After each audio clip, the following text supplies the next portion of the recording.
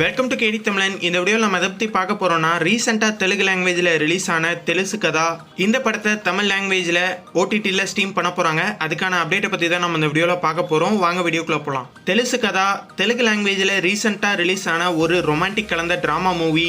Indian சினிமாவில் costumer and டிசைனராக இருந்த Neeraja gonna அப்படிங்கிற ஒரு ஃபீமேல் டைரக்டர் தான் இந்த படத்தை டைரக்ட் பண்ணிருக்காங்க.